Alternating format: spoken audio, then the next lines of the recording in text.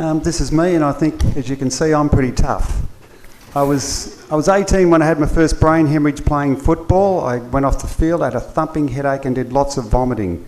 My father was concerned, but he was never one to panic, and somebody said to him, "George, you better take Peter to hospital." And I remember him saying, "No," he said, "he'll be up eating a pie and sauce in 10 minutes. Well, thanks, Dad. I ate my first meal 4 days later and vomited it. In hospital, I got lots of opiates, and you people might understand opiates are for pain, but they also stop your bowel. And what happened then was I became very, very constipated. So the medication then was Agorol, which is designed to loosen you up, while I reluctantly tell you people it worked very well. I became very flatulent for the first and only time in my life. How bad was it in that room full of 6 men? Well, again, it was my father who put it in perspective. He walked in one morning, he sniffed the air, and his face contorted. I was very embarrassed. When he came to the bed, I said, "Dad, you weren't very subtle." He says, "Peter," he says, "I thought you were dead." I was 28 when I had my second brain hemorrhage, so I was actually swimming. I had a problem because the pool was locked, so I climbed the fence to get in to have a swim. Then I had the brain hemorrhage, had to climb the fence to get out. This time I went and had 4 hours of brain surgery and they said I was cured. I was 30 when I played basketball and had a collision with another guy, and anyway, the point of his shoulder hit my chest and damaged my heart. 2 days later I had a stroke. I was paralysed in this arm, and 23 years later I had my first of 3 cardiac arrests. The first one was when I was swimming. My mates did the right thing. They got me out. They gave me 45 minutes of CPR. I got shocked 6 times with the defibrillator. My mates also chipped a tooth and broke 3 ribs, but I never complained. I've arrested 2 other times since then, and the defibrillator I've got here actually shocked me back to life both times. People say, "What's it like being shocked by a defibrillator?" I can tell you, it's shocking. It actually happened to me just here yesterday. It's a physical insult because it's a huge whack to get your heart back. It's what you need. But also it's a psychological insult because it just meant my body had failed me again, but also, particularly yesterday when it happened, it probably meant that I'd failed my body and hadn't managed myself well enough. So, you know, it's difficult. But all that was nothing compared with what was to come. A lot of things have happened to me, but they were about 30 on a scale of 100 compared to the other thing I went through in 2001. 2001 I had my 3rd brain hemorrhage, so I went to hospital and my mate said, "Get Nucky. Nucky's the best neurosurgeon." So Nucky walks in and I got very alarmed because Nucky is small and thin. I said, "Mr. Nucky, are you related to Peter Nucky the jockey?" And he said, "Which one?" He said, "My father Peter Nucky was a jockey and my half-brother Peter Nucky is a jockey." I just looked to the clouds. The son of a jockey. I said, "There's some sort of karma here." Anyway, Nucky was very good. I had the surgery and I had obviously the anaesthesia and the brain insult, and then I got relentlessly woken for 5 days, every hour for 5 days to check my observations. So I then went home, and this was May of 2001 this happened, and in September, October 2001 people said how lucky I was. Survived 3 brain hemorrhages, brain surgery twice. My family's rallied, friends have rallied, I've got everything there, had money and a job to go back to. Anybody who said that wasn't inside my head, because every day for 2 months I thought about suicide. So vets, suicide, there's many reasons why we've got 4 times the rate, but one is the means to do it. I had a gun in the car and every day I thought about putting that in my mouth and how I'd put it in and which way I'd aim it. I also worked out I had enough euthanasia solution, which is green, so we call it green dream. I had enough green dream to do myself 6 times. But I was reluctant to do that for a few reasons. One, being found in a pool of blood is not a good look, or with a needle in your arm. So I said, what is a respectable way? And I thought about pulling under a truck. Autocide, they call it, and a lot of people do it. It's hidden amongst the road toll, but it happens a lot. So people can ask me why I was in that particular position. Everybody thought I should be so happy about the whole thing. I now know that when I went to hospital I was a little bit depressed. The process in hospital took me from a path I was already travelling down, but it hastened it much more quickly. So I travelled down a path I was always headed much more quickly. It actually was a tragedy to do that, but it was the salvation to find out what had been wrong with me throughout the 90s. People say, why were you suicidal? Well, I'll tell you my symptoms. I say, well, why wouldn't you be? Insomnia, shocking insomnia. I used to go to bed at 9, wake at 11. Some nights I'd get up 6 times a night to try and go through my going to bed routine again. And the last 3 weeks of that 6-month period, I don't consider I slept at all. I had shocking anxiety. I'd go to a race meeting, a midweek race meeting, the anxiety would well up. I'd have panic attacks going to the phone, answering the phone. I'd pretend that I'd run to the phone. So the anxiety was killing me. I had to travel on the train. So one day I'm on the train, I wasn't allowed to drive. I got out and walking to the trials. I said, you can start, I'm on the way. A horse broke its leg in the first trial, so the car comes out, racing out to pick me up, took me back. I go to where the horse is, the owner's there, it's upset, the horse is a wreck, so I've got to euthanize the horse. So I went to get the gun ready, which is what we used in those days, and I had a panic attack. So then I said, well, I can't do this. I'm helpless at the moment. But I said, well, I have to do it because nobody else could do it. So I put this horse down, I had a thumping heart, I was hyperventilating. Anyway, I got the job done. I spoke to the owner and I walked away, but I just felt hopeless and helpless. I said, things that I know I can do, I can no longer do. When you get that, the relentless, the psychological and the physical belting from the insomnia, plus that opinion of yourself, that's when you start to get dangerous. With a Herculean effort, I got rid of the anxiety and then I became tense. I'd walk around the racetrack like I'd been shot, and I was sure, I was so highly emotional, if I got rid of the tension, I would get something else. It was going to keep coming. 2 reasons I didn't suicide.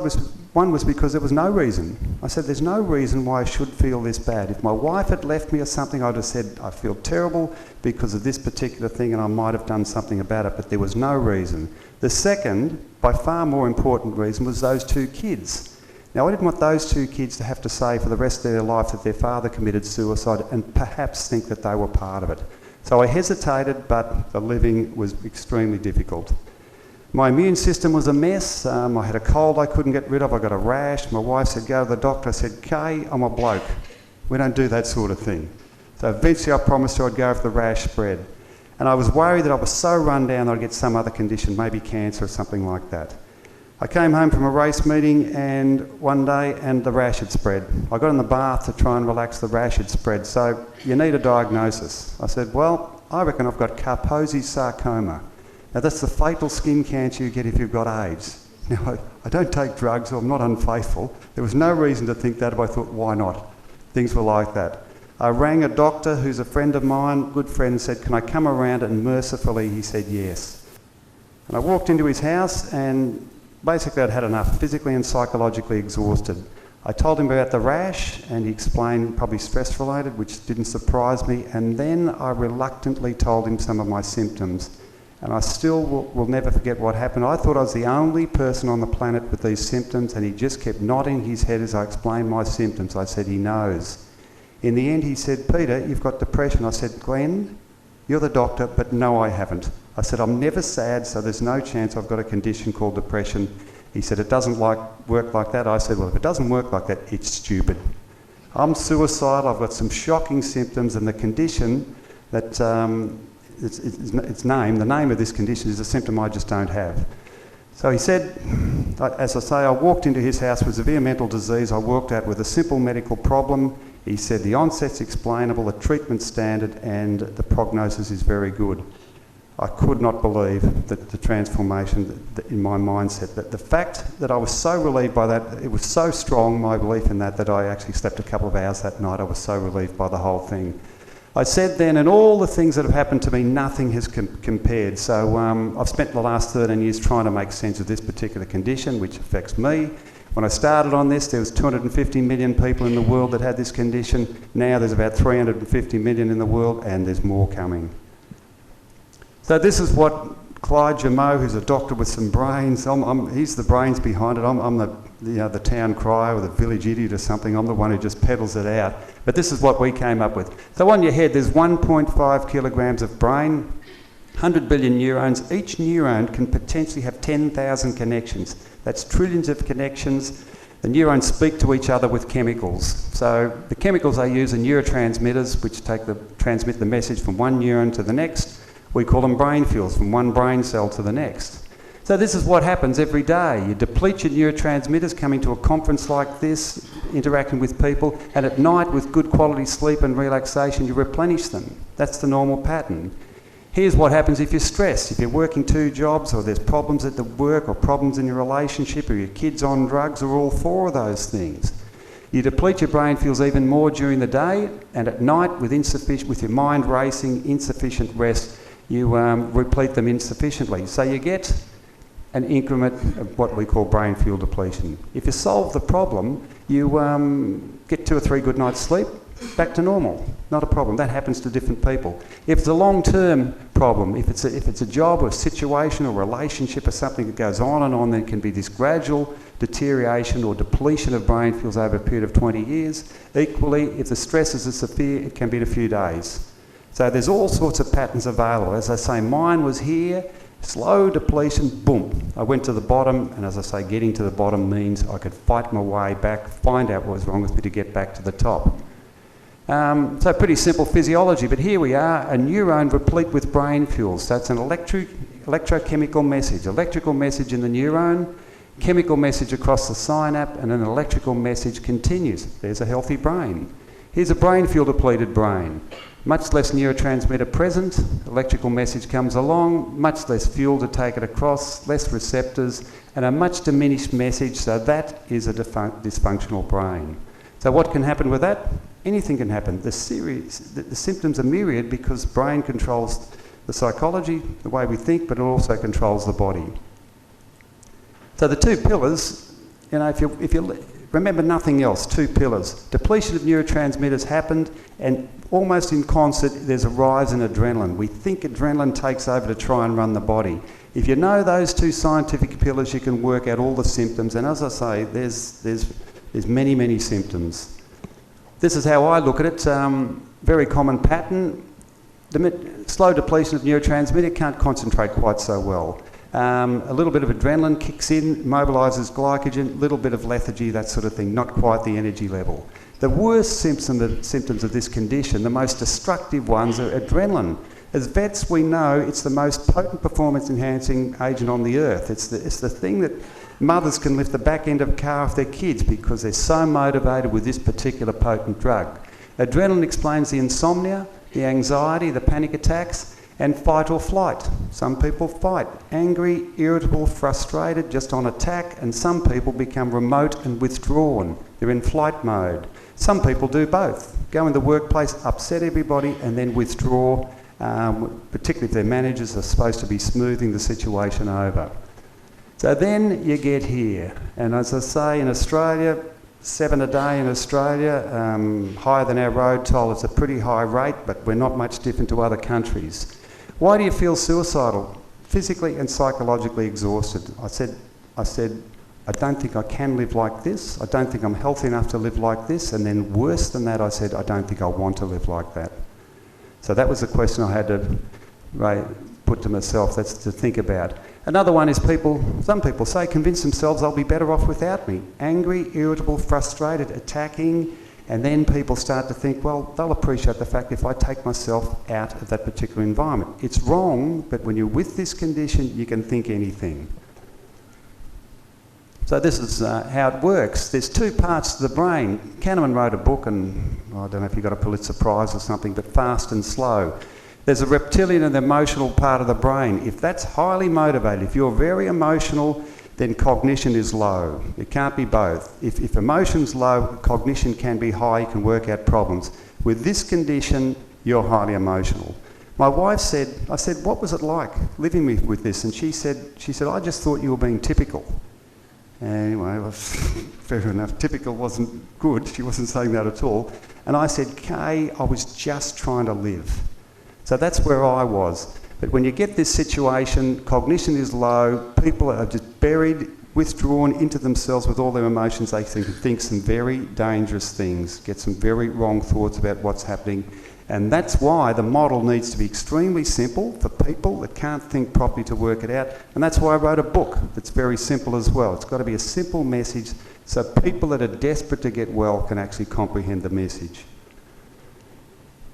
So who gets it? Well, people have a sort of an idea about who gets depression. Well, we say brain fuel depletion is a disease of big brain fuel users. I can tell you, there's a lot of big brain fuel users out here.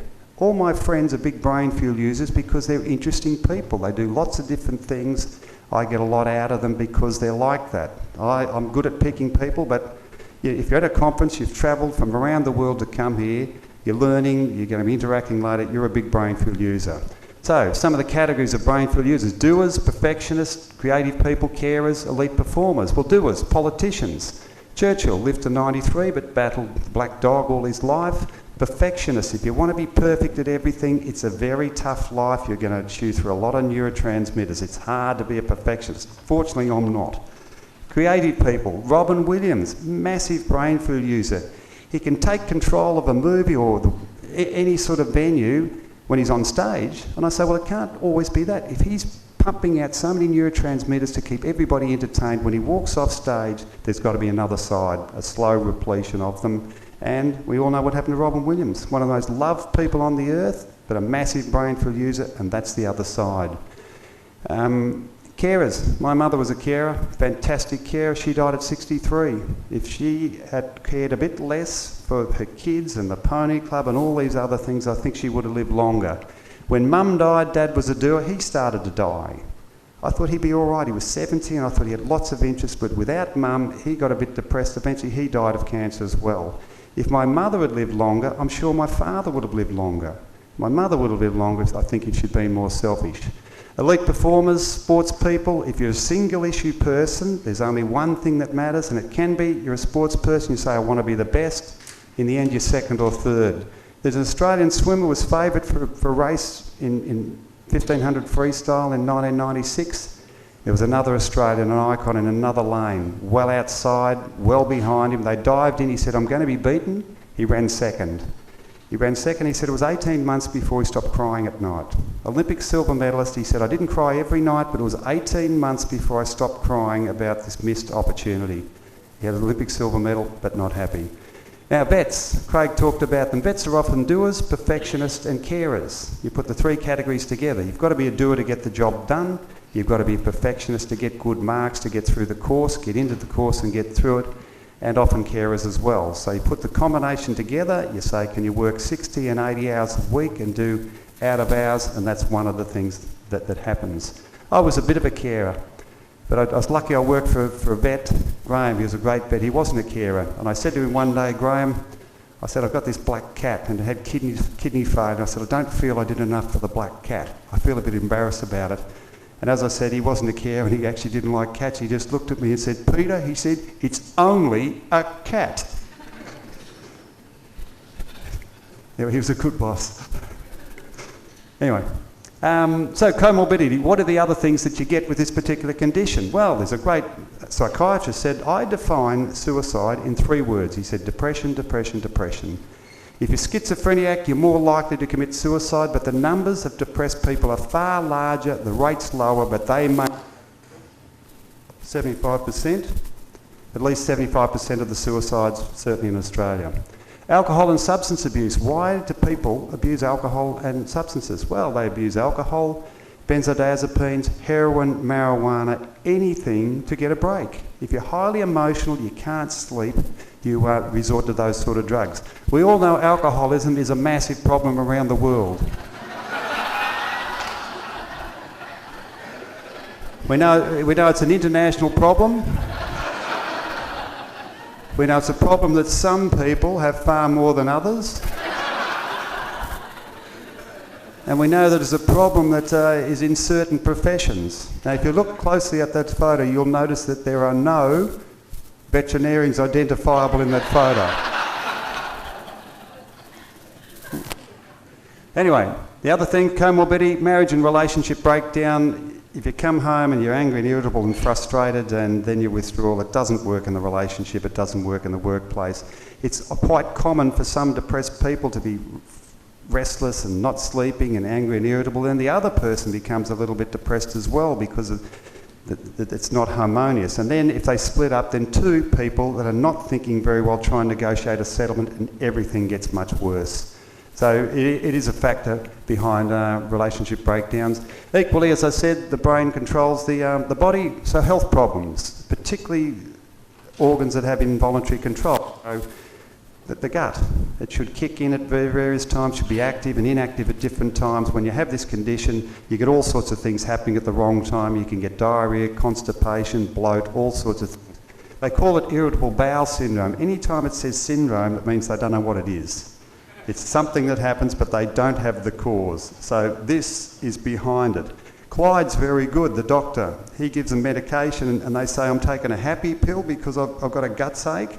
And he says no. He works it all back to making an explanation about how the brain controls the gut. People take the medication. If you don't get the explanation, you say, he gives me a happy pill before a problem here. They don't take it, and then there's not a successful resolution. So it's got to be an easy model that is explained to people. Chronic fatigue syndrome, if you've got lots of adrenaline in your muscles for long periods of time, it is associated with chronic fatigue. There's more to it than that, but it's a big factor in that. High levels of adrenaline for long periods of time and very tired muscles. Cancer, well, you can't make the relationship, but both my parents had this condition, both died of cancer, so you can argue with you like, but I lived through it. So I'm convinced that that's happening, and the connection is getting much closer to being made. So what should you do about mental health? Well, if you're like me, you'll do anything. So people come to me and say, well, what about this and that? But I say, well, I don't want to change that or that. I said, listen, when you've been where I've been, come to me because you'll do anything. So I say, if it's important to you, you've suffered enough, do anything. Ian Gall is he's a vet, a cancer survivor. He did everything. Absolute role model, one of the guys I admire most. He had bone cancer, so they cut his leg off. He got secondaries in his chest. He would cough up bone spicules. He's a tall guy. He ended up 42 kilograms. They said, you've got 2 weeks, so he got married. And then he went around the world. He did meditation. He went to faith healing in the Philippines. He saw swamis in India, and he did absolutely everything it took to get better. They said he wouldn't survive. He did. They said, you'll never have children because of so much chemotherapy early in the piece, and he has 4 kids. So that's what I say. Look at it all. If you want to look after your mental health, and that's the only way to be happy in this world, do it all. So I think you need a good, simple model. As I say, what we try and do is make the problem very simple so the solutions become obvious. A psychiatrist came to me one day and said, well, it's very simple, Peter. And I thought, he's having a go at me, this guy. And I said, well, I'll take the right thing. I said, thank you. I said, that's exactly what we're trying to do. Make the whole thing simple. Some knowledge, but also hope for the way you can reverse these particular problems that you have, this particular condition. I think you need to do everything else, all the non-drug things that you can do. Now, Aladi wrote a fantastic book called The Depression Cure. All those different things, sleep and light are intimately connected as far as getting good quality sleep, relaxation, connection and activity. Doing things that matter with other people is the way to be happy. That's what Martin Seligman says. You put all those things together to make sure you maximise all the natural things you can do. So you have better understanding, you have light, sleep, everything. It's a bit like being the hunter-gatherer of the old days. Obey those principles. The other thing is medication. I mean, antidepressants have got a funny reputation, but I'll tell you, they saved my life. I was doing lots of things right. I went to my doctor and he prescribed a low-dose antidepressant. He said, this will take 2 weeks before you get an effect. And fortunately, 11 days later, on a Saturday night, I slept from 12 till 4. That's the best sleep I'd had for 6 months. And I woke up, I said, I'm a superstar, I'm a superman, I'm a rock star. I said, it's over. I was still exhausted, but I said, I think I'm going to live. And that was the medication. Low level, but on top of all the other things I was doing, it seemed to be the little bit I needed just to make the final difference. So I'm glad I lived. I got a bad heart, so I'm glad I live in the time when you can get a defibrillator. I got a bad head, so I'm glad I live when I can get this medication, and I've got a bad head in another way. I'm glad I live when they can do brain surgery. So I'm a very lucky guy. The other couple of things are you've got issues in your life, you've got to deal with your issue. My issue, I'm trying to do too much. So I try and do 8 things, always try to do a lot. Then I get married, so then I've got to try and be a good father, which I think I wasn't bad at, and I've got to try and be a good husband, which I don't think I was that good at. But things just kept building up. In the end, I said, I'm trying to do too much, so I didn't get some counselling. I said, I'm just going to do 3. One of them is this stuff. So I back off from 8 to 3, and if I'm going to do something else, I get rid of something to do something else. But there's all sorts of issues. I think the worst issue could be if you're a girl and molested by a father. Now, that never happened to me, but things like that. There's all sorts of issues that people can have that need to be addressed. So there's a range of things, but you need to identify the issue to have any way of knowing what's driving your brain fuels down. The other one, and this is a sort of American thing, there's a book that Whitaker wrote. He said Americans just, medication doesn't work. Well, it does work because it worked on me. Clyde, the doctor, uses it.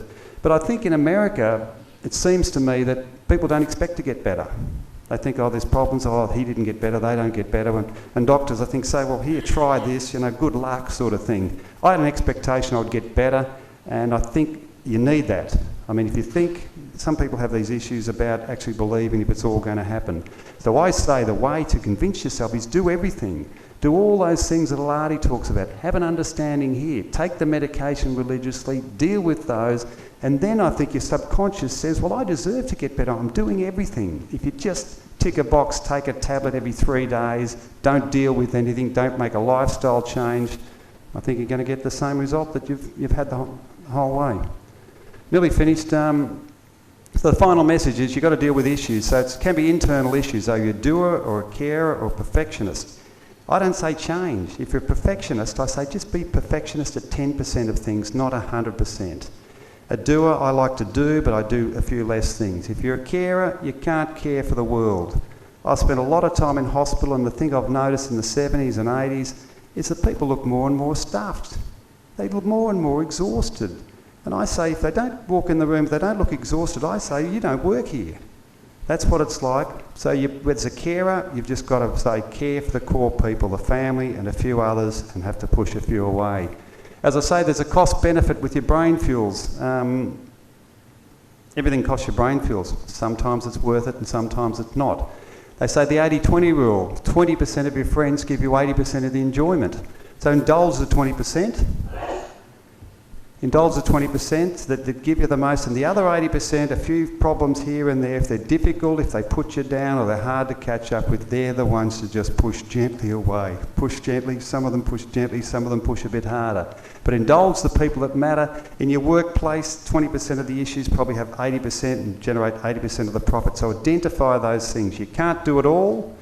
And in this world, everybody wants you to do everything all the time, be connected, do absolutely everything. So it's a matter of taking a step back, what matters to you and what's healthy for you. So, as I said, belief and expectation, there's a view of the world. Well, I said I'm going to live because I usually live. I've had lots of things go wrong and I expect to live. I'm lucky. Role models, you need people to look to, and that's what I try and do. I try and get up and say, well, this is what happened to me. And you can work out whether I seem to be going okay or not. The other thing I do is, as a guy, guys don't talk, so I give permission for other guys to speak. A woman said to me one day, how do you feel talking about all this personal stuff? And I'd never had the question before.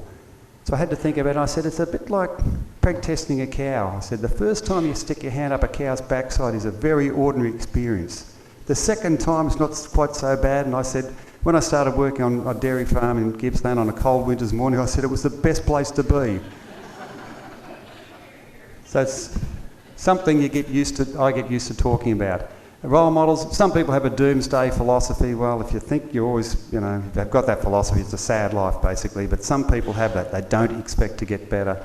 And basically I ask you, you're doing everything. The conscious and subconscious will say, well, I'm doing everything, I'm putting all the things, I'm addressing things, and I think that improves that psychology of getting better, the placebo effect, whatever you want to call it, as well as all the physical things. So basically I'm here, basically finished. You want to stay and replete your brain fuels, the most important thing is deal with the issue or issues.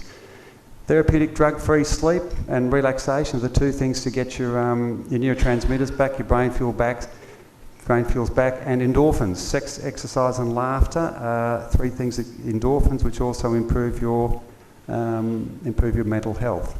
We've got some tips here from my analytical friends. We vets get amongst ourselves. We're often time poor, so we always aim to get all three at once. Most of the vet would agree we do that quite regularly and successfully. The last thing is the same as the first, is deal with the issue. So that's it basically. Here it is. Clyde, I met up with Clyde. Clyde's a superstar. He's the guy with all the ideas. I modified the model a bit, but it was all him. He doesn't write, I wrote the book. I looked Clyde up on the internet. In the year 2000, Clyde had a friend with kidney failure. It wasn't a patient, but Clyde was a match. Clyde gave him a kidney. So that's the sort of guy I like to work with. He's a superstar. So we've got a book and a DVD that, similar to what I say today, but also a book for anybody that's interested. So, thanks very much. It's a personal story. I appreciate the fact that people have stayed here, but I peddle it out because I don't want anybody to go through what I went through. Worst, all the things, the heart and the head. A bloke said to me one day, "How do you feel, Simon?" I was swimming, and I said, "I feel like the characters in The Wizard of Oz. The lion with no courage, the scarecrow with no heart, and the tin man with no brain." But anyway, I peddle the story out because I think it matters, and thank you for people for coming here from all around the world, and you never know, as a result of today's talk, we might save a life. Thank you.